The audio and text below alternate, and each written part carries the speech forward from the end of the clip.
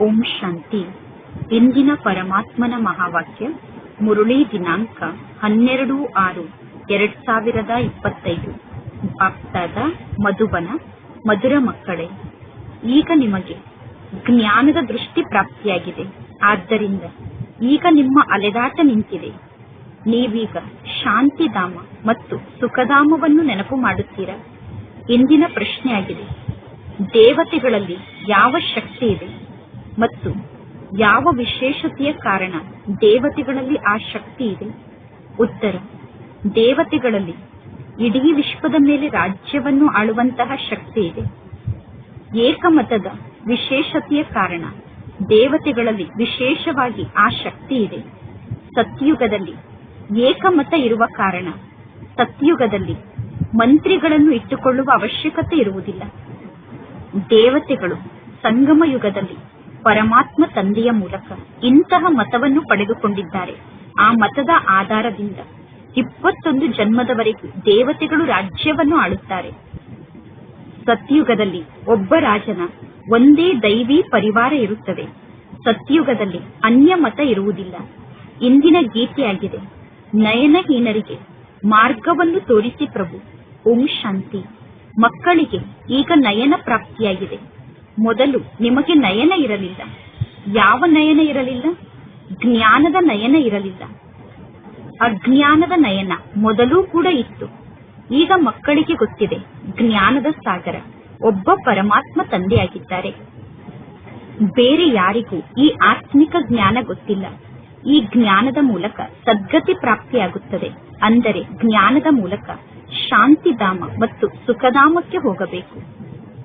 ಸುಖಧಾಮ ಹೇಗೆ ಪರಿವರ್ತನೆಯಾಗಿ ಮಾಯೆ ರಾಜ್ಯ ಆಗುತ್ತದೆ ಅಥವಾ ದುಃಖಧಾಮ ಆಗುತ್ತದೆ ಅನ್ನುವ ದೃಷ್ಟಿ ಈಗ ಮಕ್ಕಳಿಗೆ ಪ್ರಾಪ್ತಿಯಾಗಿದೆ. ಎಲ್ಲರೂ ನಯನಹೀನರಾದ ನಮಗೆ ಮಾರ್ಗವನ್ನು ತೋರಿಸಿ ಎಂದು ಕೂಗಿ ಕರೆಯುತ್ತಾರೆ. ಭಕ್ತಿ ಮಾರ್ಗದಲ್ಲಿ ಯಜ್ಞವನ್ನು ಮಾಡುವುದರಿಂದ, ದಾನ ಪುಣ್ಯವನ್ನು ಮಾಡುವುದರಿಂದ ನಮಗೆ ಸುಖಧಾಮ ಮತ್ತು ಶಾಂತಿಧಾಮಕ್ಕೆ ಹೋಗುವ ಮಾರ್ಗದ ಬಗ್ಗೆ ಗೊತ್ತಾಗಲು ಸಾಧ್ಯ ಇಲ್ಲ. ಪ್ರತಿಯೊಬ್ಬರು ತಮ್ಮ ಪಾತ್ರವನ್ನು ಅಭಿನಯ ಮಾಡಲೇಬೇಕು. ಪರಮಾತ್ಮ ತಂದೆ ತಿಳಿಸುತ್ತಾರೆ, ನನಗೂ ಕೂಡ ಪಾತ್ರ ಸಿಕ್ಕಿದೆ. ಮುಕ್ತಿ ಮತ್ತು ಜೀವನ್ ಮುಕ್ತಿಯ ಮಾರ್ಗದ ಬಗ್ಗೆ ತಿಳಿಸಿ ಎಂದು ಭಕ್ತಿ ಮಾರ್ಗದಲ್ಲಿ ಎಲ್ಲರೂ ಪರಮಾತ್ಮ ತಂದೆಯನ್ನು ಕೂಗಿ ಕರೆಯುತ್ತಾರೆ. ಅದಕ್ಕೋಸ್ಕರ ಎಲ್ಲರೂ ಯಜ್ಞ, ತಪ, ದಾನ, ಪುಣ್ಯ ಮುಂತಾದದ್ದನ್ನು ಮಾಡುತ್ತಾರೆ ಮತ್ತು ಎಷ್ಟೊಂದು ಅಲೆದಾಡುತ್ತಾರೆ. ಶಾಂತಿಧಾಮ ಮತ್ತು ಸುಖಧಾಮದಲ್ಲಿ ಅಲೆದಾಟ ಇರುವುದಿಲ್ಲ. ಜಗತ್ತಿನ ಜನರಿಗೆ ಕೇವಲ ಶಾಸ್ತ್ರದ ಶಿಕ್ಷಣ ಮತ್ತು ಲೌಕಿಕ ಶಿಕ್ಷಣದ ಬಗ್ಗೆ ಗೊತ್ತಿದೆ ಅನ್ನುವುದು ನಿಮಗೆ ಗೊತ್ತಿದೆ. ಆತ್ಮಿಕ ತಂದೆಯ ಬಗ್ಗೆ ಜನರಿಗೆ ಸ್ವಲ್ಪ ಕೂಡ ಗೊತ್ತಿಲ್ಲ. ಆತ್ಮಿಕ ತಂದೆ ಯಾವಾಗ ಬಂದು ಜ್ಞಾನವನ್ನು ನೀಡುತ್ತಾರೋ ಆಗ ಸರ್ವರಿಗೂ ಸದ್ಗತಿ ಪ್ರಾಪ್ತಿಯಾಗುತ್ತದೆ. ಈ ಹಳೆಯ ಜಗತ್ತು ಪರಿವರ್ತನೆ ಆಗುತ್ತದೆ. ನೀವು ಮನುಷ್ಯರಿಂದ ದೇವತೆಗಳಾಗುತ್ತೀರಾ. ನಂತರ ಇಡೀ ಸೃಷ್ಟಿಯಲ್ಲಿ ಒಂದೇ ರಾಜ್ಯ ಇರುತ್ತದೆ. ದೇವಿ ದೇವತೆಗಳ ರಾಜ್ಯ ಇರುತ್ತದೆ. ಆ ದೇವತೆಗಳ ರಾಜ್ಯಕ್ಕೆ ಸ್ವರ್ಗ ಎಂದು ಕರೆಯಲಾಗುತ್ತದೆ. ಭಾರತದ ನಿವಾಸಿಗಳಿಗೆ ಇದು ಕೂಡ ಗೊತ್ತಿದೆ. ಆದಿ ಸನಾತನ ದೇವಿ ದೇವತಾ ಧರ್ಮ ಭಾರತದಲ್ಲೇ ಇತ್ತು. ದೇವತಾ ಧರ್ಮ ಇದ್ದಾಗ ಬೇರೆ ಯಾವ ಧರ್ಮವೂ ಇರಲಿಲ್ಲ. ದೇವತಾ ಧರ್ಮ ಇರುವಂತಹ ಸಮಯದಲ್ಲಿ ಅನ್ಯ ಯಾವ ಧರ್ಮವೂ ಇರಲಿಲ್ಲ. ಮಕ್ಕಳಿಗೋಸ್ಕರ ಈಗ ಇದು ಸಂಗಮ ಯುಗ ಆಗಿದೆ. ಉಳಿದ ಎಲ್ಲಾ ವ್ಯಕ್ತಿಗಳಿಗೋಸ್ಕರ ಇದು ಕಲಿಯುಗ ಆಗಿದೆ. ನೀವೀಗ ಪುರುಷೋತ್ತಮ ಸಂಗಮ ಯುಗದಲ್ಲಿ ಕುಳಿತಿದ್ದೀರಾ. ಯಾರ್ಯಾರು ಪರಮಾತ್ಮ ತಂದೆಯನ್ನು ನೆನಪು ಮಾಡುತ್ತಾರೋ, ಯಾರು ಪರಮಾತ್ಮ ತಂದೆಯ ಶ್ರೀಮತದಂತೆ ನಡೆಯುತ್ತಾರೋ ಅವರು ಸಂಗಮ ಯುಗದಲ್ಲಿ ಇದ್ದಾರೆ. ಇನ್ನು ಉಳಿದವರೆಲ್ಲ ಕಲಿಯುಗದಲ್ಲಿ ಇದ್ದಾರೆ. ಈಗ ಈ ಕಲಿಯುಗದಲ್ಲಿ ಸ್ವರಾಜ್ಯ ಇಲ್ಲ ಮತ್ತು ರಾಜ್ಯ ಕೂಡ ಇಲ್ಲ. ಈ ಕಲಿಯುಗದಲ್ಲಿ ಅನೇಕ ಮತಗಳ ರಾಜ್ಯ ನಡೆಯುತ್ತದೆ. ಸತ್ಯುಗದಲ್ಲಿ ಮಹಾರಾಜನ ಒಂದೇ ಮತ ನಡೆಯುತ್ತದೆ. ಸತ್ಯುಗದಲ್ಲಿ ಮಂತ್ರಿಗಳು ಇರುವುದಿಲ್ಲ. ಸತ್ಯುಗದಲ್ಲಿ ರಾಜರಲ್ಲಿ ಅಷ್ಟೊಂದು ಶಕ್ತಿ ಇರುತ್ತದೆ. ನಂತರ ಪುನಃ ಯಾವಾಗ ರಾಜರು ಪತಿತರಾಗುತ್ತಾರೋ ಆಗ ಮಂತ್ರಿ ಮುಂತಾದವರನ್ನು ಇಟ್ಟುಕೊಳ್ಳುತ್ತಾರೆ. ಏಕೆಂದರೆ ರಾಜರು ಪತಿತರಾದಾಗ ರಾಜ್ಯವನ್ನು ಆಳುವಂತಹ ಶಕ್ತಿ ಅವರಲ್ಲಿ ಇರುವುದಿಲ್ಲ. ಈಗ ಇದು ಪ್ರಜೆಗಳ ರಾಜ್ಯ ಆಗಿದೆ. ಸತ್ಯುಗದಲ್ಲಿ ಏಕಮತ ಇರುವ ಕಾರಣ ರಾಜರಲ್ಲಿ ಶಕ್ತಿ ಇರುತ್ತದೆ. ಈಗ ನೀವು ಅಂತಹ ಶಕ್ತಿಯನ್ನು ಪರಮಾತ್ಮ ತಂದೆಯ ಮೂಲಕ ಪಡೆದುಕೊಳ್ಳುತ್ತಿದ್ದೀರಾ. 21 ಜನ್ಮಕ್ಕೋಸ್ಕರ ಸ್ವತಂತ್ರವಾಗಿ ರಾಜ್ಯವನ್ನು ಆಳುವಂತಹ ಶಕ್ತಿಯನ್ನು ನೀವೀಗ ಪರಮಾತ್ಮ ತಂದೆಯ ಮೂಲಕ ಪಡೆದುಕೊಳ್ಳುತ್ತಿದ್ದೀರಾ. ನಂತರ 21 ಜನ್ಮದವರೆಗೂ ಸ್ವತಂತ್ರವಾಗಿ ನೀವು ರಾಜ್ಯವನ್ನು ಆಳುತ್ತೀರಾ. ನಮ್ಮದೇ ಆದ ದೈವಿ ಪರಿವಾರ ಸತ್ಯುಗದಲ್ಲಿ ಇರುತ್ತದೆ. ಈಗ ಇದು ನಿಮ್ಮ ಈಶ್ವರೀಯ ಪರಿವಾರ ಆಗಿದೆ. ಪರಮಾತ್ಮ ತಂದೆ ತಿಳಿಸುತ್ತಾರೆ, ನೀವು ಸ್ವಯಂ ಅನ್ನು ಆತ್ಮ ಎಂದು ತಿಳಿದುಕೊಂಡು ಪರಮಾತ್ಮ ತಂದೆಯನ್ನು ನೆನಪು ಮಾಡುತ್ತಿದ್ದರೆ ನೀವು ಈಶ್ವರೀಯ ಪರಿವಾರದವರಾಗಿರುತ್ತೀರಾ. ಒಂದು ವೇಳೆ ದೇಹಾಭಿಮಾನಕ್ಕೆ ವಶ ಆಗಿ ಪರಮಾತ್ಮ ತಂದೆಯ ನೆನಪನ್ನು ಮರೆತರೆ ನೀವು ಅಸುರಿ ಪರಿವಾರದವರಾಗಿರುತ್ತೀರಾ. 1 ಸೆಕೆಂಡ್ನಲ್ಲಿ ಈಶ್ವರೀಯ ಪರಿವಾರದಿಂದ ನೀವು ಪುನಃ ಅಸುರಿ ಪರಿವಾರದವರಾಗಿ ಬಿಡುತ್ತೀರಾ. 1 ಸೆಕೆಂಡ್ ಈಶ್ವರೀಯ ಪರಿವಾರದವರಾಗಿರುತ್ತೀರಾ, ಪುನಃ ಇನ್ನೊಂದು ಸೆಕೆಂಡ್ನಲ್ಲಿ ಅಸುರಿ ಪರಿವಾರದವರಾಗಿ ಬಿಡುತ್ತೀರಾ. ಸ್ವಯಂ ಅನ್ನು ಆತ್ಮ ಎಂದು ತಿಳಿದುಕೊಂಡು ಪರಮಾತ್ಮ ತಂದೆಯನ್ನು ನೆನಪು ಮಾಡುವುದು ಎಷ್ಟೊಂದು ಸಹಜ ಆಗಿದೆ. ಆದರೆ ಮಕ್ಕಳಿಗೆ ಇದು ಬಹಳ ಕಠಿಣ ಎಂದು ಅನುಭವ ಆಗುತ್ತದೆ. ಪರಮಾತ್ಮ ತಂದೆ ತಿಳಿಸುತ್ತಾರೆ, ಸ್ವಯಂ ಅನ್ನು ಆತ್ಮ ಎಂದು ತಿಳಿದುಕೊಂಡು ಪರಮಾತ್ಮ ತಂದೆಯನ್ನು ನೆನಪು ಮಾಡಿ, ಆಗ ನಿಮ್ಮ ವಿಕರ್ಮ ವಿನಾಶ ಆಗುತ್ತದೆ. ದೇಹದ ಮೂಲಕ ಕರ್ಮವನ್ನು ಮಾಡಲೇಬೇಕು. ದೇಹ ಇಲ್ಲದೆ ನೀವು ಕರ್ಮವನ್ನು ಮಾಡಲು ಸಾಧ್ಯ ಇಲ್ಲ. ಕೆಲಸ ಕಾರ್ಯವನ್ನು ಮಾಡುತ್ತಿದ್ದರೂ ಕೂಡ ಒಬ್ಬ ಪರಮಾತ್ಮ ತಂದೆಯನ್ನೇ ನೀವು ನೆನಪು ಮಾಡಬೇಕು. ಕೆಲಸ ಕಾರ್ಯವನ್ನು ಮಾಡುತ್ತಿದ್ದರೂ ಕೂಡ ತಂದೆಯನ್ನು ನೆನಪು ಮಾಡಲು ಪ್ರಯತ್ನ ಪಡಬೇಕು. ಆದರೆ ಇಲ್ಲಿ ಮಕ್ಕಳಿಗೆ ಕೆಲಸ ಕಾರ್ಯ ಇರದೇ ಇದ್ದರೂ ಕೂಡ ತಂದೆಯನ್ನು ನೆನಪು ಮಾಡಲು ಸಾಧ್ಯ ಆಗುತ್ತಿಲ್ಲ. ಪರಮಾತ್ಮ ತಂದೆಯ ನೆನಪನ್ನು ಮರೆತು ಬಿಡುತ್ತಾರೆ. ಪರಮಾತ್ಮ ತಂದೆಯನ್ನು ನೆನಪು ಮಾಡುವ ಮಾತಿನಲ್ಲೇ ಪರಿಶ್ರಮ ಇದೆ. ಭಕ್ತಿ ಮಾರ್ಗದಲ್ಲಿ ಇಡೀ ದಿನ ಭಕ್ತಿಯನ್ನು ಮಾಡಿ ಎಂದು ಯಾರೂ ಹೇಳುವುದಿಲ್ಲ. ಭಕ್ತಿ ಮಾರ್ಗದಲ್ಲಿ ಬೆಳಗ್ಗೆ, ಸಂಜೆ ಅಥವಾ ರಾತ್ರಿಯ ಸಮಯದಲ್ಲಿ ಭಕ್ತಿಯನ್ನು ಮಾಡಬೇಕು ಅನ್ನುವುದು ಫಿಕ್ಸ್ ಆಗಿರುತ್ತದೆ. ನಂತರ ಏನೆಲ್ಲ ಮಂತ್ರ ಪ್ರಾಪ್ತಿಯಾಗುತ್ತದೆಯೋ ಆ ಮಂತ್ರ ಭಕ್ತರ ಬುದ್ಧಿಯಲ್ಲಿ ಇರುತ್ತದೆ. ಭಕ್ತಿ ಮಾರ್ಗದಲ್ಲಿ ಬಹಳಷ್ಟು ಶಾಸ್ತ್ರ ಇದೆ. ಭಕ್ತಿ ಮಾರ್ಗದಲ್ಲಿ ಅನೇಕ ಶಾಸ್ತ್ರವನ್ನು ಓದುತ್ತಾರೆ. ಇಲ್ಲಿ ನೀವು ಯಾವ ಪುಸ್ತಕವನ್ನು ಓದುವ ಅವಶ್ಯಕತೆ ಇಲ್ಲ. ನೀವೀಗ ಯಾವ ಪುಸ್ತಕವನ್ನು ನಿರ್ಮಾಣ ಮಾಡುವ ಅವಶ್ಯಕತೆ ಇಲ್ಲ. ಈ ಮುರುಳಿಯನ್ನು ಪ್ರಿಂಟ್ ಮಾಡಿಸಲಾಗುತ್ತದೆ. ಮಕ್ಕಳು ರಿಫ್ರೆಶ್ ಆಗಲಿ ಎಂದು ಮುರುಳಿಯನ್ನು ಪ್ರಿಂಟ್ ಮಾಡಲಾಗುತ್ತದೆ. ಇನ್ನು ವಿನಾಶದ ಸಮಯದಲ್ಲಿ ಯಾವ ಪುಸ್ತಕಗಳೂ ಕೂಡ ಉಳಿಯುವುದಿಲ್ಲ. ಎಲ್ಲವೂ ಸಮಾಪ್ತಿಯಾಗುತ್ತದೆ. ಜ್ಞಾನ ಅಂತೂ ಕೇವಲ ಒಬ್ಬ ಪರಮಾತ್ಮ ತಂದೆಯ ಬಳಿ ಇದೆ. ಈಗ ನೋಡಿ, ಜ್ಞಾನ ವಿಜ್ಞಾನ ಭವನ ಎಂದು ಹೆಸರನ್ನು ಇಟ್ಟಿದ್ದಾರೆ. ಜ್ಞಾನ ವಿಜ್ಞಾನ ಭವನ ಅನ್ನುವ ಹೆಸರನ್ನು ಓದಿದಾಗ ಜನ ತಿಳಿದುಕೊಳ್ಳುತ್ತಾರೆ ಇಲ್ಲಿ ಯೋಗದ ಬಗ್ಗೆ ಅಥವಾ ಜ್ಞಾನದ ಬಗ್ಗೆ ಕಲಿಸಲಾಗುತ್ತದೆ ಎಂದು. ಯಾವ ಮಾತಿನ ಅರ್ಥವೂ ಗೊತ್ತಿಲ್ಲದೆ ಕೇವಲ ಹೆಸರನ್ನು ಇಡುತ್ತಾರೆ. ಜ್ಞಾನ ಅಂದರೆ ಏನು, ವಿಜ್ಞಾನ ಅಂದರೆ ಏನು ಅನ್ನುವುದರ ಬಗ್ಗೆ ಜಗತ್ತಿನ ಜನರಿಗೆ ಸ್ವಲ್ಪ ಕೂಡ ಗೊತ್ತಿಲ್ಲ. ಈಗ ನಿಮಗೆ ಜ್ಞಾನದ ಬಗ್ಗೆ ಗೊತ್ತಿದೆ ಮತ್ತು ವಿಜ್ಞಾನದ ಬಗ್ಗೆ ಗೊತ್ತಿದೆ. ಯೋಗದ ಮೂಲಕ ಆರೋಗ್ಯ ಪ್ರಾಪ್ತಿಯಾಗುತ್ತದೆ. ಯೋಗಕ್ಕೆ ವಿಜ್ಞಾನ ಎಂದು ಕರೆಯಲಾಗುತ್ತದೆ. ಇನ್ನು ಜ್ಞಾನದ ವಿಷಯದಲ್ಲಿ ಇಡೀ ವಿಶ್ವದ ಇತಿಹಾಸ ಮತ್ತು ಭೂಗೋಳದ ಬಗ್ಗೆ ತಿಳಿಸಲಾಗುತ್ತದೆ. ಇಡೀ ವಿಶ್ವದ ಇತಿಹಾಸ ಮತ್ತು ಭೂಗೋಳ ಹೇಗೆ ಪುನರಾವರ್ತನೆ ಆಗುತ್ತದೆ ಅನ್ನುವುದನ್ನು ಅರ್ಥ ಮಾಡಿಕೊಳ್ಳಬೇಕು. ಆದರೆ ಲೌಕಿಕ ಜಗತ್ತಿನ ಶಿಕ್ಷಣ ಹದ್ದಿನ ಶಿಕ್ಷಣ ಆಗಿದೆ. ಈಗ ಇದು ನಿಮ್ಮ ಬೇಹದ್ದಿನ ಇತಿಹಾಸ ಭೂಗೋಳ ಆಗಿದೆ. ಈಗ ನಿಮ್ಮ ಬುದ್ಧಿಯಲ್ಲಿ ಬೇಹದ್ದಿನ ಇತಿಹಾಸ ಮತ್ತು ಭೂಗೋಳದ ಜ್ಞಾನ ಇದೆ. ನಾವು ಹೇಗೆ ರಾಜ್ಯವನ್ನು ಪಡೆದುಕೊಳ್ಳುತ್ತೇವೆ, ಎಷ್ಟು ಸಮಯದವರೆಗೆ ರಾಜ್ಯವನ್ನು ಆಳುತ್ತೇವೆ ಮತ್ತು ಯಾವಾಗ ನಾವು ರಾಜ್ಯವನ್ನು ಆಳುತ್ತಿದ್ದೆವು, ಹೇಗೆ ನಮಗೆ ಈ ರಾಜ್ಯದಾನಿ ಪ್ರಾಪ್ತಿಯಾಗಿತ್ತು ಅನ್ನುವ ಎಲ್ಲಾ ಮಾತು ಬೇರೆ ಯಾರ ಬುದ್ಧಿಯಲ್ಲೂ ಧಾರಣೆ ಆಗಿಲ್ಲ. ಪರಮಾತ್ಮ ತಂದೆ ಜ್ಞಾನದ ಸಾಗರ ಆಗಿದ್ದಾರೆ. ಈ ಸೃಷ್ಟಿ ಚಕ್ರ ಹೇಗೆ ತಿರುಗುತ್ತದೆ ಅನ್ನುವುದನ್ನು ಪರಮಾತ್ಮ ತಂದೆ ತಿಳಿಸುತ್ತಾರೆ. ಮಾಡಲ್ಪಟ್ಟಂತಹ ನಾಟಕದ ಬಗ್ಗೆ ಅರ್ಥ ಮಾಡಿಕೊಳ್ಳದೇ ಇರುವ ಕಾರಣ ಮನುಷ್ಯರು ಹೇಳುತ್ತಾರೆ, ಇಂಥವರು ಜಗತ್ತಿನಿಂದ ಪಾರಾಗಿ ನಿರ್ವಾಣಧಾಮಕ್ಕೆ ಹೋದರು ಅಥವಾ ಜ್ಯೋತಿ ಹೋಗಿ ಜ್ಯೋತಿಯಲ್ಲಿ ಸಮಾವೇಶ ಆಯಿತು ಎಂದು. ಈಗ ನಿಮಗೆ ಗೊತ್ತಿದೆ, ಎಲ್ಲಾ ಮನುಷ್ಯರು ಈ ಸೃಷ್ಟಿ ನಾಟಕದ ಚಕ್ರದಲ್ಲಿ ಪಾತ್ರವನ್ನು ಅಭಿನಯ ಮಾಡಲು ಬರುತ್ತಾರೆ. ಈ ನಾಟಕ ಚಕ್ರದಿಂದ ಒಬ್ಬರೂ ಕೂಡ ಮುಕ್ತಾಗಲು ಸಾಧ್ಯ ಇಲ್ಲ.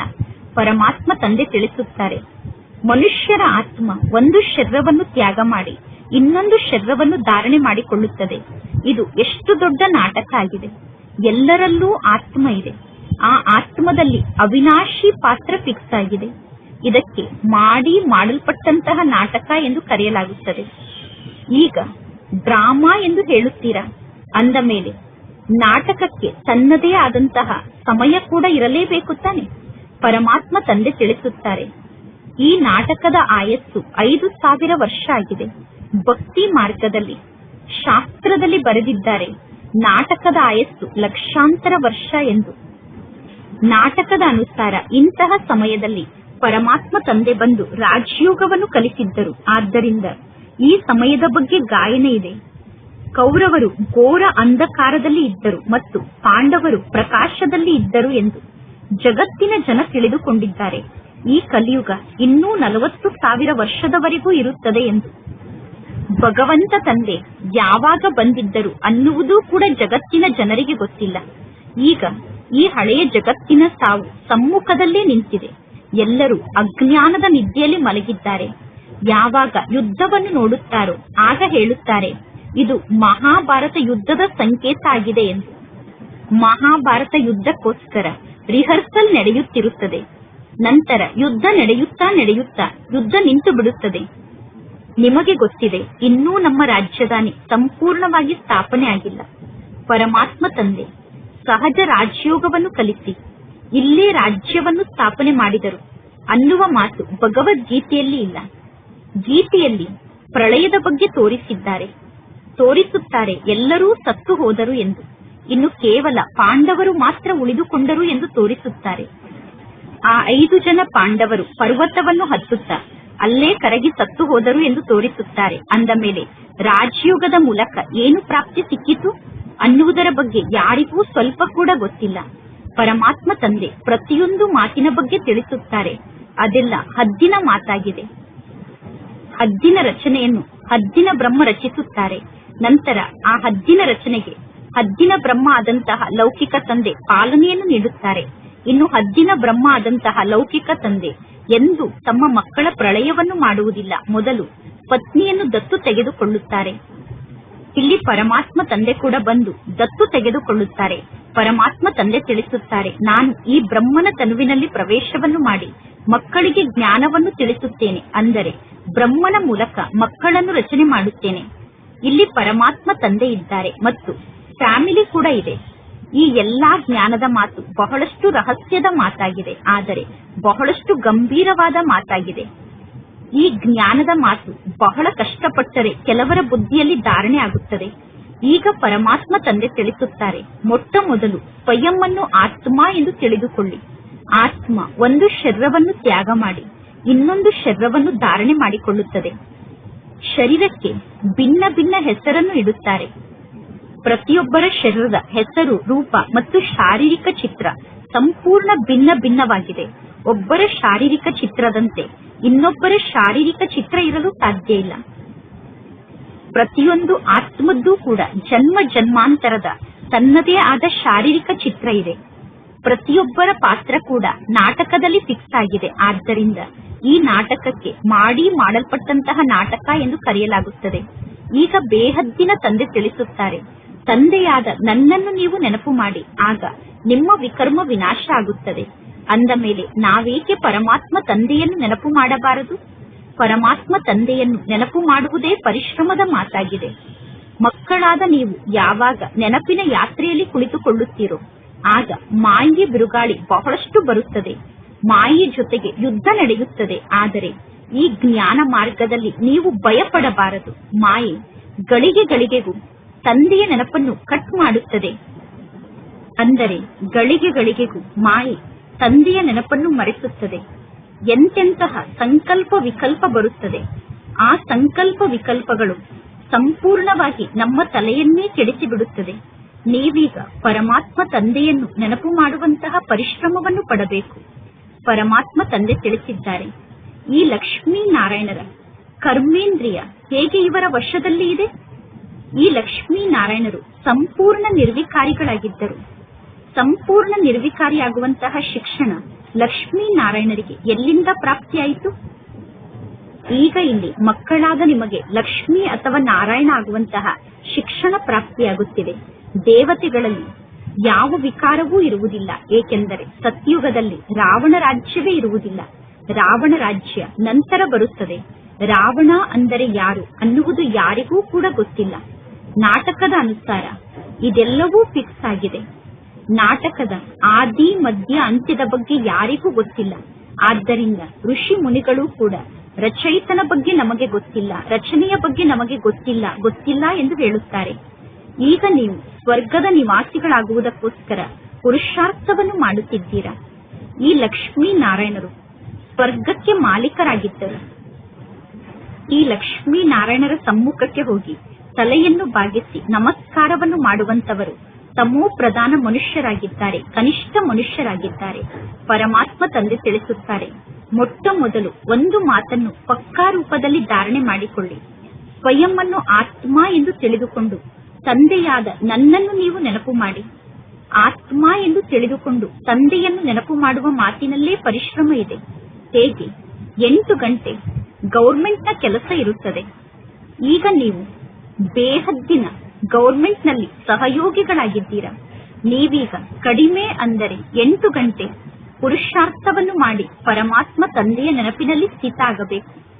ಯಾವಾಗ 8 ಗಂಟೆ ತಂದೆಯ ನೆನಪಿನಲ್ಲಿ ಸ್ಥಿತ ಆಗುವಂತಹ ಅಭ್ಯಾಸ ಪಕ್ಕ ಆಗುತ್ತದೆಯೋ ಆಗ ಬೇರೆ ಯಾರ ನೆನಪೂ ನಿಮಗೆ ಬರುವುದಿಲ್ಲ. ಯಾವಾಗ ನೀವು ಇಂತಹ ಸ್ಥಿತಿಯನ್ನು ಪಕ್ಕಾ ರೂಪದಲ್ಲಿ ಧಾರಣೆ ಮಾಡಿಕೊಳ್ಳುತ್ತೀರೋ ಆಗ ನಿಮಗೆ ಬೇರೆ ಯಾರ ನೆನಪೂ ಬರುವುದಿಲ್ಲ. ಪರಮಾತ್ಮ ತಂದೆಯ ನೆನಪಿನಲ್ಲೇ ಆಗ ನೀವು ಶರೀರವನ್ನು ತ್ಯಾಗ ಮಾಡುತ್ತೀರಾ. ನಂತರ ಅಂತಹ ಮಕ್ಕಳೇ ವಿಜಯ ಮಾಲೆಯ ಮಣಿಗಳಾಗುತ್ತಾರೆ. ಒಬ್ಬ ರಾಜನಿಗೆ ಎಷ್ಟೊಂದು ಜನ ಪ್ರಜೆಗಳಿರುತ್ತಾರೆ. ಈ ಸಮಯದಲ್ಲಿ ಪ್ರಜೆಗಳೂ ಕೂಡ ತಯಾರಾಗಲೇಬೇಕು. ನೀವೀಗ ವಿಜಯ ಮಾಲೆಯ ಮಣಿಯಾಗಿ ಪೂಜಿಸಲ್ಪಡಲು ಯೋಗ್ಯರಾಗುತ್ತೀರಾ. 16,108 ಮಣಿಗಳ ಮಾಲೆ ಇರುತ್ತದೆ. ಆ ಮಾಲೆಯನ್ನು ಬಹಳ ದೊಡ್ಡ ಬಾಕ್ಸ್ನಲ್ಲಿ ಇಡಬೇಕಾಗುತ್ತದೆ. 8 ಮಣಿಗಳ ಮಾಲೆ ಇದೆ, 108 ಮಣಿಗಳ ಮಾಲೆ ಇದೆ. ಅಂತ್ಯದಲ್ಲಿ ಪುನಃ 16,108 ಮಣಿಗಳ ಮಾಲೆ ತಯಾರಾಗುತ್ತದೆ. ಮಕ್ಕಳಾದ ನೀವು ಪರಮಾತ್ಮ ತಂದೆಯ ಮೂಲಕ ರಾಜಯೋಗವನ್ನು ಕಲಿತು ಇಡೀ ವಿಶ್ವವನ್ನು ಸ್ವರ್ಗವನ್ನಾಗಿ ಮಾಡಿದ್ದೀರಾ. ಆದ್ದರಿಂದ ನಿಮ್ಮನ್ನು ಪೂಜೆ ಮಾಡಲಾಗುತ್ತದೆ. ನೀವೇ ಪೂಜ್ಯರಾಗಿದ್ದೀರಿ. ನಂತರ ನೀವೇ ಪೂಜಾರಿಗಳಾಗಿದ್ದೀರಾ. ಈ ಬ್ರಹ್ಮ ತಂದೆ ಸ್ವಯಂ ಹೇಳುತ್ತಾರೆ, ನಾನು ಸ್ವಯಂ ಮಾಲೆಯನ್ನು ಜಪ ಮಾಡುತ್ತಿದ್ದೆ ಲಕ್ಷ್ಮೀ ನಾರಾಯಣರ ಮಂದಿರದಲ್ಲಿ. ಹಾಗೆ ನೋಡಿದರೆ ರುದ್ರಮಾಲೆ ಇರಬೇಕು. ಮೊದಲು ನೀವು ರುದ್ರಮಾಲೆಯ ಮಣಿ ಆಗುತ್ತೀರಾ. ನಂತರ ರುಂಡಮಾಲೆಯ ಮಣಿ ಆಗುತ್ತೀರಾ. ಮೊದಲನೇ ನಂಬರ್ನಲ್ಲಿ ಇರುವಂತಹ ಮಾಲೆ ಅಂದರೆ ರುದ್ರಮಾಲೆ ಆಗಿದೆ. ಆ ರುದ್ರಮಾಲೆಯಲ್ಲಿ ಶಿವತಂದೆ ಕೂಡ ಇದ್ದಾರೆ. ರುಂಡಮಾಲೆಯಲ್ಲಿ ಶಿವತಂದೆ ಎಲ್ಲಿಂದ ಬರಲು ಸಾಧ್ಯ? ರುಂಡಮಾಲೆ ಅಂದರೆ ವಿಷ್ಣುವಿನ ಮಾಲೆ ಆಗಿದೆ. ಈ ಜ್ಞಾನದ ಮಾತನ್ನು ಜಗತ್ತಿನಲ್ಲಿ ಬೇರೆ ಯಾರೂ ತಿಳಿದುಕೊಂಡಿಲ್ಲ. ನೀವೀಗ ಹೇಳುತ್ತೀರಾ, ನಾವು ಪರಮಾತ್ಮ ಶಿವತಂದೆಯ ಕೊರಳಿನ ಮಾಲೆ ಆಗುತ್ತೇವೆ. ನಾವೀಗ ಹೋಗಿ ಪರಮಾತ್ಮ ಶಿವತಂದೆಯ ಕೊರಳಿನ ಮಾಲೆಯ ಮಣಿ ಆಗುತ್ತೇವೆ ಎಂದು ನೀವೀಗ ಹೇಳುತ್ತೀರಾ. ಬ್ರಾಹ್ಮಣರ ಮಾಲೆಯನ್ನು ತಯಾರು ಮಾಡಲು ಸಾಧ್ಯ ಇಲ್ಲ. ಬ್ರಾಹ್ಮಣರ ಮಾಲೆ ಇರುವುದಿಲ್ಲ. ನೀವೀಗ ಎಷ್ಟು ಜಾಸ್ತಿ ಸಮಯ ಪರಮಾತ್ಮ ತಂದೆಯನ್ನು ನೆನಪು ಮಾಡುತ್ತೀರೋ ಅಷ್ಟು ಸತ್ಯುಗದಲ್ಲಿ ಲಕ್ಷ್ಮೀ ನಾರಾಯಣರ ಸಮೀಪದಲ್ಲಿದ್ದು ರಾಜ್ಯವನ್ನು ಆಳುತ್ತೀರಾ. ಈ ಶಿಕ್ಷಣ ಬೇರೆ ಯಾವ ಸ್ಥಾನದಲ್ಲೂ ನಿಮಗೆ ಪ್ರಾಪ್ತಿಯಾಗಲು ಸಾಧ್ಯ ಇಲ್ಲ. ನಿಮಗೆ ಗೊತ್ತಿದೆ, ನಾವೀಗ ಈ ಹಳೆಯ ಶರೀರವನ್ನು ತ್ಯಾಗ ಮಾಡಿ ಸ್ವರ್ಗದ ನಿವಾಸಿಗಳಾಗುತ್ತೇವೆ. ಸಂಪೂರ್ಣ ಭಾರತ ಸ್ವರ್ಗದ ನಿವಾಸಿಯಾಗುತ್ತದೆ. ಹಾಗೆ ನೋಡಿದರೆ ಭಾರತವೇ ಸ್ವರ್ಗ ಆಗಿತ್ತು. ಇದು 5,000 ವರ್ಷದ ಮಾತಾಗಿದೆ. ಲಕ್ಷಾಂತರ ವರ್ಷದ ಮಾತಾಗಲು ಸಾಧ್ಯ ಇಲ್ಲ. ದೇವತೆಗಳು ಇದ್ದು ಹೋಗಿ 5,000 ವರ್ಷ ಆಗಿದೆ. ಮನುಷ್ಯರು ಸ್ವರ್ಗವನ್ನು ಮರೆತು ಬಿಟ್ಟಿದ್ದಾರೆ. ಅಂದ ಮೇಲೆ ಸುಮ್ಮನೆ ಬಾಯಿ ಮಾತಿಗೆ ಲಕ್ಷಾಂತರ ವರ್ಷ ಎಂದು ಹೇಳುತ್ತಿರುತ್ತಾರೆ. ಆದರೆ ಜಗತ್ತಿನ ಜನರ ಬಳಿ ಯಾವ ಜ್ಞಾನವೂ ಇಲ್ಲ. ಇಷ್ಟೊಂದು ಹಳೆಯ ಸಂವತ್ಸರ ಇರಲು ಸಾಧ್ಯ ಇಲ್ಲ. ಸೂರ್ಯವಂಶಿ ಮತ್ತು ಚಂದ್ರವಂಶಿಗಳ ಮನೆತನ ಇತ್ತು.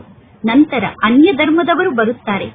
ಹಳೆಯ ವಸ್ತು ಯಾವ ಕೆಲಸಕ್ಕೆ ಬರುತ್ತದೆ? ಹಳೆಯ ವಸ್ತುವನ್ನು ಜನ ಬಹಳಷ್ಟು ಖರೀದಿ ಮಾಡುತ್ತಾರೆ. ಹಳೆಯ ವಸ್ತುವನ್ನು ಬಹಳಷ್ಟು ಬೆಲೆ ಬಾಳುವಂತಹ ವಸ್ತು ಎಂದು ತಿಳಿದುಕೊಂಡಿದ್ದಾರೆ. ಹಳೆಯ ವಸ್ತುವಿಗೆ ಬೆಲೆಯನ್ನು ಜಾಸ್ತಿ ಮಾಡುತ್ತಾರೆ. ಎಲ್ಲರಿಗಿಂತ ಬೆಲೆ ಬಾಳುವಂತವರು ಅಂದರೆ ಪರಮಾತ್ಮ ಶಿವತಂದೆ ಆಗಿದ್ದಾರೆ. ಆದ್ದರಿಂದ ಎಷ್ಟೊಂದು ಶಿವಲಿಂಗವನ್ನು ನಿರ್ಮಾಣ ಮಾಡುತ್ತಾರೆ.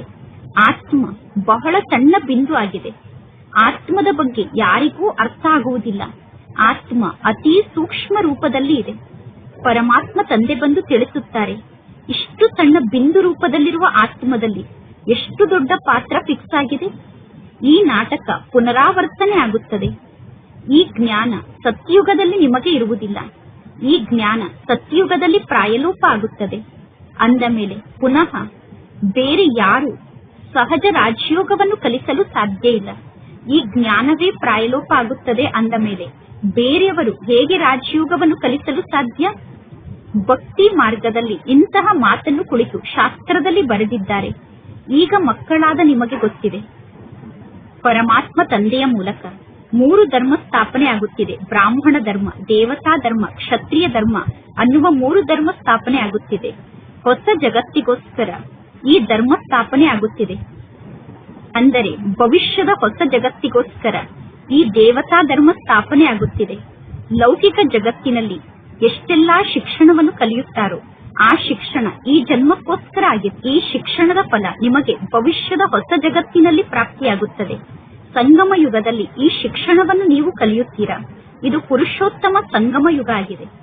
ಮನುಷ್ಯರಿಂದ ದೇವತೆಗಳು ನಾವೀಗ ಆಗುತ್ತೇವೆ. ಸಂಗಮ ಯುಗದಲ್ಲೇ ಮನುಷ್ಯರು ದೇವತೆಗಳಾಗಿದ್ದರು. ಪರಮಾತ್ಮ ತಂದೆ ಮಕ್ಕಳಿಗೆ ಎಲ್ಲಾ ಮಾತಿನ ರಹಸ್ಯವನ್ನು ತಿಳಿಸುತ್ತಾರೆ. ಈ ಬ್ರಹ್ಮ ತಂದೆಗೂ ಕೂಡ ಗೊತ್ತಿದೆ. ಇಡೀ ದಿನ ಯಾರು ಪರಮಾತ್ಮ ತಂದೆಯನ್ನು ನೆನಪು ಮಾಡಲು ಸಾಧ್ಯ ಇಲ್ಲ. ಇಡೀ ದಿನ ತಂದೆಯನ್ನು ನೆನಪು ಮಾಡುವುದು ಅಸಂಭವ ಮಾತಾಗಿದೆ. ಆದ್ದರಿಂದ ಚಾರ್ಟ್ ಅನ್ನು ಬರೆಯಿರಿ. ಚಾರ್ಟ್ ನಲ್ಲಿ ನೋಡಿಕೊಳ್ಳಿ, ಇಡೀ ದಿನದಲ್ಲಿ ನಾನು ಎಷ್ಟು ಸಮಯ ಪರಮಾತ್ಮ ತಂದೆಯ ನೆನಪಿನಲ್ಲಿ ಸ್ಥಿತಾಗಲು ಸಾಧ್ಯ ಆಯಿತು. ದೇಹಾಭಿಮಾನ ಇದ್ದರೆ ನೀವು ಹೇಗೆ ತಂದೆಯ ನೆನಪಿನಲ್ಲಿ ಸ್ಥಿತಾಗಲು ಸಾಧ್ಯ? ಪಾಪದ ಹೊರೆ ತಲೆಯ ಮೇಲೆ ಬಹಳಷ್ಟು ಇದೆ. ಆದ್ದರಿಂದ ಶಿವ ತಂದೆ ತಿಳಿಸುತ್ತಾರೆ, ತಂದೆಯಾದ ನನ್ನ ನೆನಪಿನಲ್ಲಿ ನೀವು ಸ್ಥಿತಾಗಿ. ತ್ರಿಮೂರ್ತಿಯ ಚಿತ್ರ ಸದಾ ನಿಮ್ಮ ಪಾಕೆಟ್ನಲ್ಲಿ ಇರಬೇಕು. ಆದರೆ ಮಕ್ಕಳಾದ ನೀವು ಗಳಿಗೆ ಗಳಿಗೆಗೂ ಪರಮಾತ್ಮ ತಂದೆಯ ನೆನಪನ್ನು ಮರೆತು ಬಿಡುತ್ತೀರಾ. ಪರಮಾತ್ಮ ತಂದೆಯನ್ನು ನೆನಪು ಮಾಡಿದರೆ ತಂದೆ ನೀಡುವಂತಹ ಆಸ್ತಿಯ ನೆನಪು ಕೂಡ ಬರುತ್ತದೆ. ನೀವು ಸದಾ ಬ್ಯಾಡ್ಜ್ ಅನ್ನು ಹಾಕಿಕೊಂಡಿರಬೇಕು. ನಿಮ್ಮ ಬಳಿ ಲಿಟ್ರೇಚರ್ ಕೂಡ ಇರಬೇಕು. ಯಾರಾದರೂ ಒಳ್ಳೆಯ ವ್ಯಕ್ತಿಗಳಾಗಿದ್ದರೆ ಅವರಿಗೆ ಲಿಟ್ರೇಚರ್ ಅನ್ನು ಕೊಡಬೇಕು. ಒಳ್ಳೆಯ ವ್ಯಕ್ತಿಗಳು ಎಂದೂ ಫ್ರೀಯಾಗಿ ಪುಸ್ತಕವನ್ನು ತೆಗೆದುಕೊಳ್ಳುವುದಿಲ್ಲ. ಒಳ್ಳೆಯ ವ್ಯಕ್ತಿಗಳು ಎಂದೂ ಫ್ರೀಯಾಗಿ ಪುಸ್ತಕವನ್ನು ತೆಗೆದುಕೊಳ್ಳುವುದಿಲ್ಲ. ಈ ಪುಸ್ತಕಕ್ಕೆ ಎಷ್ಟು ಹಣ ಎಂದು ಅವರು ಕೇಳುತ್ತಾರೆ. ನೀವು ಹೇಳಬೇಕು, ಬಡವರಿಗೆ ಈ ಪುಸ್ತಕವನ್ನು ಫ್ರೀಯಾಗಿ ಕೊಡಲಾಗುತ್ತದೆ. ಇನ್ನು ಯಾರು ಎಷ್ಟು ಹಣವನ್ನು ಕೊಡುತ್ತಾರೋ ಅಷ್ಟೇ ಹಣವನ್ನು ನಾವು ತೆಗೆದುಕೊಳ್ಳುತ್ತೇವೆ. ನಿಮ್ಮಲ್ಲಿ ಬಹಳಷ್ಟು ರಾಯಲ್ಟಿ ಇರಬೇಕು. ನಿಮ್ಮ ರೀತಿ ಪದ್ಧತಿ ಜಗತ್ತಿಗಿಂತ ಸಂಪೂರ್ಣ ಭಿನ್ನ ಆಗಿರಬೇಕು. ರಾಯಲ್ ವ್ಯಕ್ತಿಗಳು ತಮ್ಮಷ್ಟಕ್ಕೆ ತಾವೇ ಸ್ವಲ್ಪ ಹಣವನ್ನು ಕೊಡುತ್ತಾರೆ. ಸರ್ವರ ಕಲ್ಯಾಣಕ್ಕೋಸ್ಕರ ನಾವು ಈ ಪುಸ್ತಕವನ್ನು ಸರ್ವರಿಗೂ ನೀಡುತ್ತೇವೆ. ಕೆಲವರು ಪುಸ್ತಕವನ್ನು ಓದಿ ನಿಮಗೆ ಹಣವನ್ನು ಕಳಿಸುತ್ತಾರೆ. ನೀವು ಪುಸ್ತಕಕ್ಕೋಸ್ಕರ ಹಣವನ್ನು ಖರ್ಚು ಮಾಡುತ್ತೀರಾ ತಾನೆ? ಪುಸ್ತಕವನ್ನು ನಿರ್ಮಾಣ ಮಾಡಲು ನೀವು ಹಣವನ್ನು ಖರ್ಚು ಮಾಡಿದ್ದೀರಾ ತಾನೆ ಎಂದು ಅವರು ಕೇಳುತ್ತಾರೆ. ನೀವು ಹೇಳಬೇಕು, ನಾವು ನಮ್ಮದೇ ಆದ ತನು ಮನ ಧನದಿಂದ ಭಾರತದ ಸೇವೆಯನ್ನು ಮಾಡುವುದಕ್ಕೋಸ್ಕರ ಹಣವನ್ನು ಖರ್ಚು ಮಾಡುತ್ತೇವೆ ಎಂದು. ಒಳ್ಳೆಯದು. ಮಧುರಾತಿ ಮಧುರ ಅಗಲಿ ಹೋಗಿ ಮರಳಿ ಸಿಕ್ಕಿರುವ ಮಕ್ಕಳ ಪ್ರತಿ ಮಾಸ್ಪಿತಾ ಬಾಪ್ದಾದಾರವರ ನೆನಪು, ಪ್ರೀತಿ ಹಾಗೂ ಸುಪ್ರಭಾತ. ಆತ್ಮಿಕ ಮಕ್ಕಳಿಗೆ ಆತ್ಮಿಕ ತಂದೆಯ ನಮಸ್ತೆ.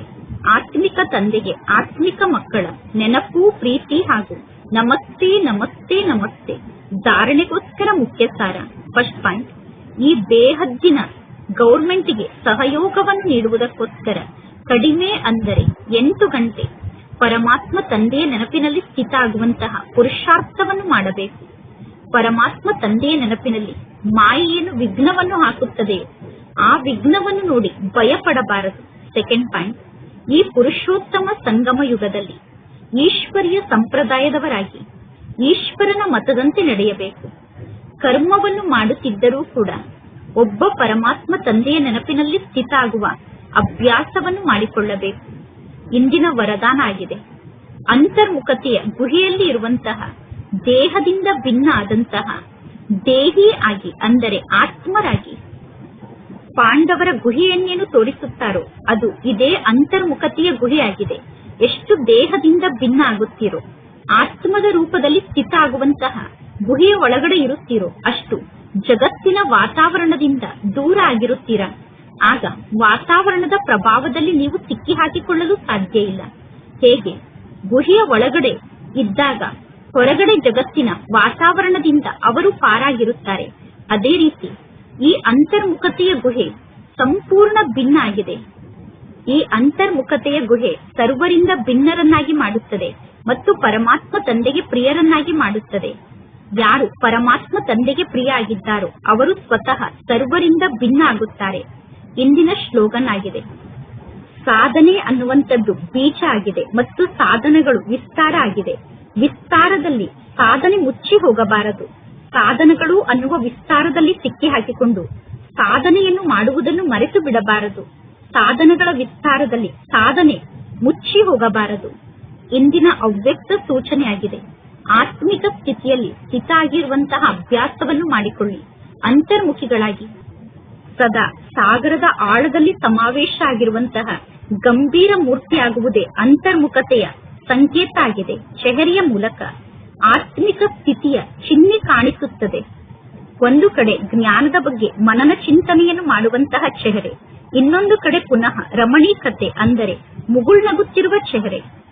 ಎರಡರ ಲಕ್ಷಣ ನಿಮ್ಮ ಚೆಹರೆಯಲ್ಲಿ ಪ್ರತ್ಯಕ್ಷ ಆಗುತ್ತದೆ. ಅಂತರ್ಮುಖಿಗಳು ಸದಾ ಹರ್ಷಿತ ಮುಖಿಗಳಾಗಿ ಕಾಣಿಸುತ್ತಾರೆ, ಏಕೆಂದರೆ ಮಾಯೆ ಅವರನ್ನು ಎದುರಿಸುವುದು ಸಮಾಪ್ತಿಯಾಗಿ ಬಿಡುತ್ತದೆ.